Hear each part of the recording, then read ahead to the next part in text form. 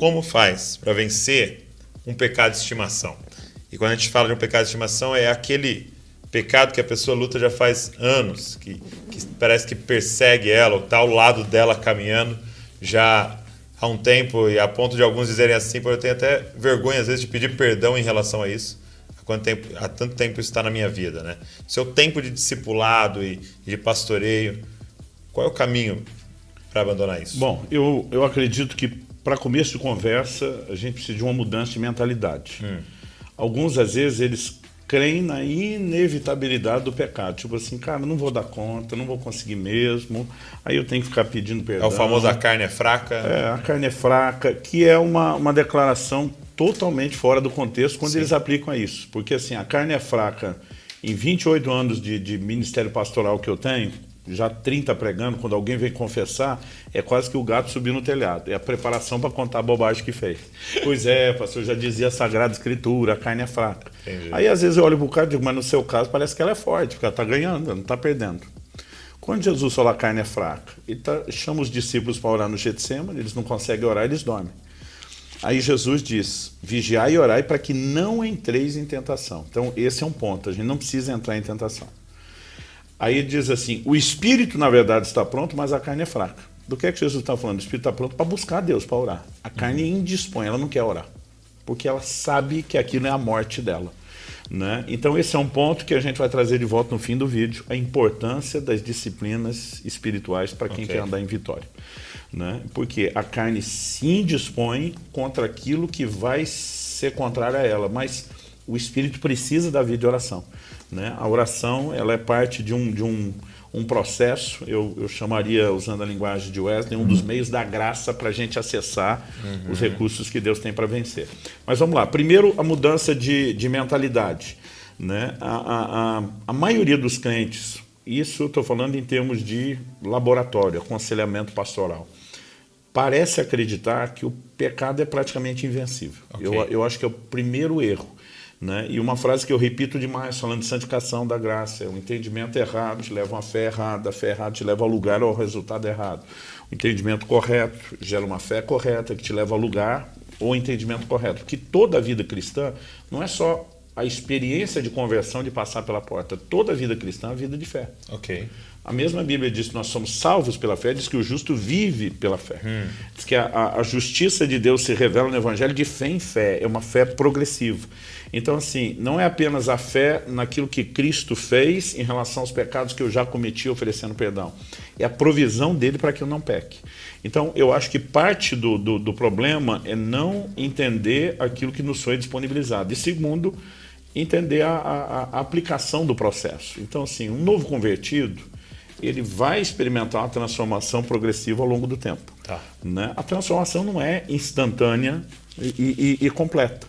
Né? Então, assim, a gente vai ter que lidar com paciência. Tem coisas que eram mais difíceis antes que se tornam mais fáceis de vencer depois.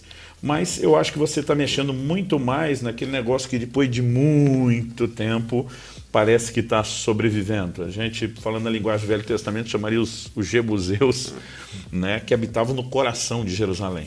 Eu, de vez em quando, prego uma mensagem falando de vencer esses inimigos do coração. Eles são resistentes, todos os outros inimigos foram conquistados, parece que eles ainda estão lá.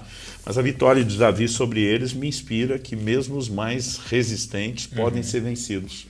Né? Então, Davi encontrou o caminho das águas. Né? Um túnel subterrâneo de acesso, né? Algo que para mim está cheio de figuras. Eles tinham que subir de gatinha, de joelho, humilhação, oração, dependência, o canal das águas, sala de algo na palavra e na vida no espírito. Mas voltando à mentalidade, quando a gente crê que a tentação, em primeiro lugar, não é sobrenatural, uma das coisas que eu mais falo quando trabalho a ideia de santidade ou da graça transformadora. Paulo diz em 1 Coríntios 10:12, aquele que está em pé, cuide para que não caia. Então, primeiro, é possível não cair. Judas, capítulo 1, único verso 24, aquele que é poderoso para nos guardar de tropeçar. Jesus nos ensinando a orar, não nos deixe cair em tentação. Se a gente acreditar que a graça é só o jeito de levantar e que a queda é inevitável, a gente vai viver só dessa forma. Né? Vai acontecer conosco o que Jesus falou, seja feito segundo a vossa fé. Se eu creio que é só isso a vida cristã, eu não vou ir além da minha capacidade de crer. né? Porque assim como a obra inicial da salvação na conversão, todo o resto é disponibilizado por fé. Então eu preciso crer correto, e para eu crer correto eu preciso de um ensino correto. Então depois de Paulo dizer o que está em pé, cuide para que não caia, ele mostra que o cuidado não é só responsabilidade humana, eu sozinho. Ele diz assim, não vos sobreveio tentação, né, que não fosse humana. Né? Ou seja, a maioria dos crentes acredita que a tentação ela é sobre-humana, que ela é sobrenatural, não é infernal, é diabólica, é maligna. Logo, consciente ou inconsciente, ela é imparável. É como se o diabo me pegasse e me levasse. Isso.